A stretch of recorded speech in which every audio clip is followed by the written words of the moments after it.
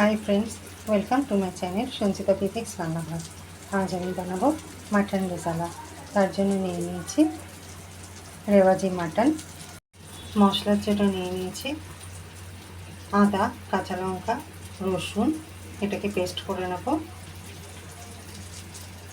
তার সাথে নিয়েছি জয়িত্রী, জায়ফল, গরম মশলা, শুকনো লঙ্কা, গোলমরিচ। এটাকে সামান্য ভেজে গুঁড়ো করে নেব। আর নিয়েছি পোস্ত, চারমগজ, আমন্ড, কিশমিশ। এগুলোকেও একটা পেস্ট তৈরি করে নেব। পেঁয়াজটা কেটে নিয়েছি, পেঁয়াজটাকে সামান্য ভাপিয়ে পেস্ট করে নেব। মাংসটার মধ্যে দিচ্ছি টক দই আর দিচ্ছি পাতিলেবুর রস।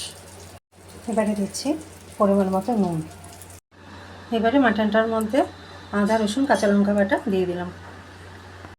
এবার মাটনটা সব মশলাগুলো দিয়ে মাখিয়ে 2 থেকে 2.5 ঘন্টা মেখে ফ্রিজে রেখে দেবো। কড়াইতে সরষের তেল দিয়ে দিয়েছি, তেজপাতা, শুকনো লঙ্কা, গোলমরিচ আর জিরে ফোড়ন দিয়ে দিচ্ছি। এবার খানিকটা পেঁয়াজ ভেজে নিচ্ছি।